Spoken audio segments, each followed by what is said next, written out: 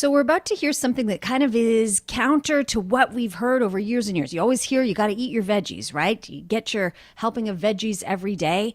We've always heard how amazing they are for our health. A new study, though, has kind of people having differing opinions, shall we What? say. How Yeah. can that be? Are you going to tell me vegetables are not good for me based on this study? I'm not going to tell you that. Let's just say that some experts are disagreeing on the findings of this study. So we're going to see if we can get to the bottom of this with THEA DEMMERS. She is a dietitian nutritionist. She is with Nutrition Suite Supervisor at Concordia University's Perform Center. Thanks so much for your time today, THEA. Oh, my pleasure. I'm so happy to be here with you, Natasha and Aaron. So tell us a little bit about this study and how it has experts disagreeing. Well, I think there's three main points to keep in mind about this study. Number one, the amount of vegetables. So it's just a very small amount of vegetables, 5 tablespoons total. So in perspective, Canada's Balanced Plate recommends around half the plate or container of vegetables per meal. So that's roughly 2 to 3 cups, and then for 2 or 3 meals a day.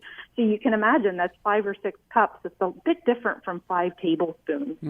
And then the second point is the type of study it is. So this is an observational study. So it gives some associations, but it really depends, too, what the researchers were looking at. There's some things that they didn't mention in the results, like, for example, added fats and sugars, like in how much people were having of that. Because if they're having so little vegetables, as experts have pointed out, like then they are eating other things. So, but we don't know that from the results of the study.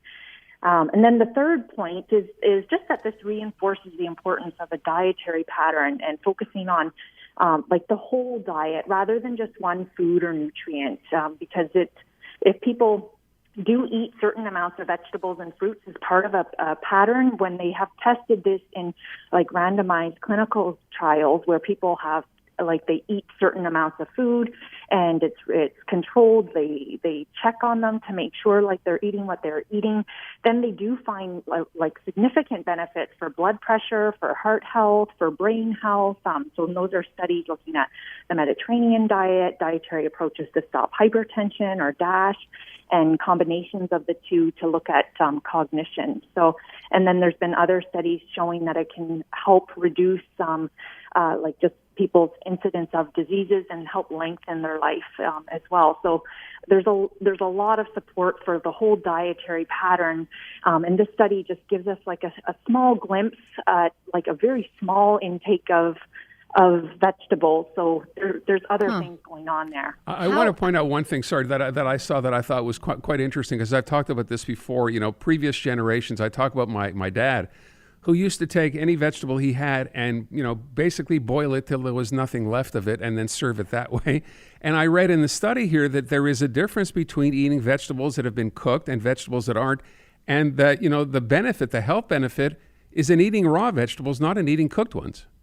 Yeah, that was an interesting point, but like again, because it's such a small amount, like just 2.3 tablespoons of the raw and 2.8 of the cooked, like it's really hard to make kind of any generalizations to like how that will work for everybody, because it's like the people in the study could have had other factors in their diet that could have been also impacting the risks of the strokes and the heart attacks they recorded, but we just don't know it. So I think like there have been other studies that have demonstrated that like if people have like a mix of cooked and raw vegetables, that it's still beneficial for your health. And some nutrients like vitamin A even are absorbed even better like in cooked carrots than when we eat them raw. So Interesting.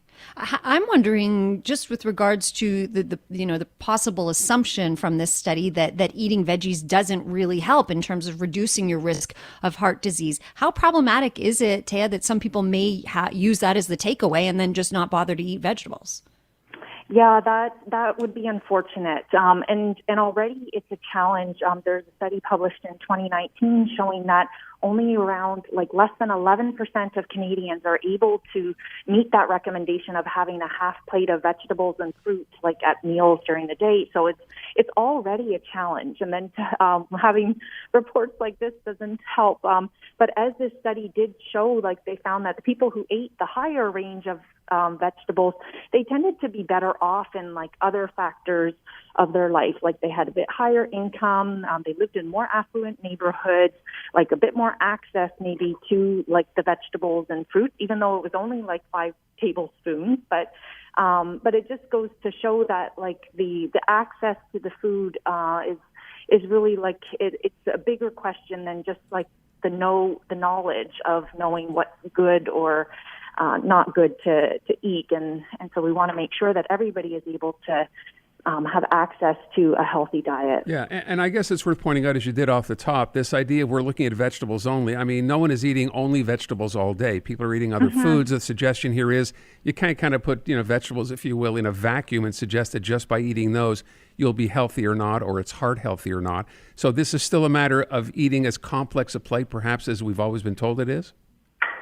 I think it reinforces the importance of the pattern because of like making sure that we can have proportions of like the vegetables, fruits, protein foods, whole grains at our meals, because it reinforces that it's probably a lot more complex than that. But unfortunately, the study doesn't mention things like the like other nutrients like sodium that would have an impact, because that's been shown to impact blood pressure, which would have an impact on the risk for strokes and heart attacks that people in the study experienced. And it doesn't mention added fats and sugars, which would also have an impact there as well. So I think like the balanced plate really is a helpful tool in thinking of those proportions and the 3 types of foods. And if we can have a mix of that at our plate for several meals and a day, and our snacks having combinations of like either protein and veggies and fruits, or protein and like a whole grain, then we're well on our way to making sure we can have an adequate diet. Does that include if you're only eating plant-based? I know a lot of people these days are moving towards just, plant-based diets. The proportions of the healthy plates, like it does include the plant-based proteins as well, like the legumes and nuts.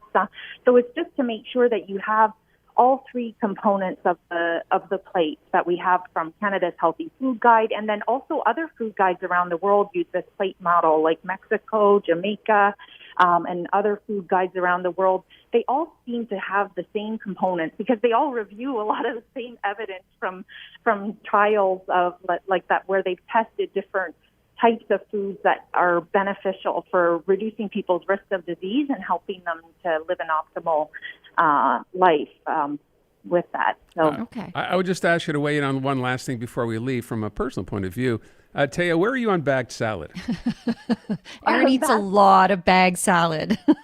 Bagged salad. Well, I think it's great to have like the dark leafy greens. They're a great source of nutrients, and whatever makes it easier for people to incorporate that as a habit.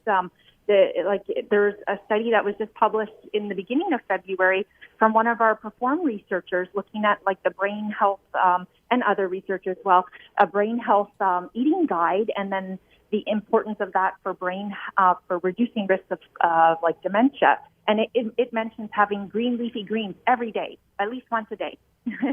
All right. Well, there you go. I'll count those things in that bag as green and leafy then. Perfect. THEA, thank you so much. Appreciate your time this afternoon. My pleasure. Take care. Have a great rest of the day. You too. You too. Bye-bye Great now. to talk to you. That's THEA DEMMERS. She is Nutrition Suite Supervisor at Concordia University's Perform Center.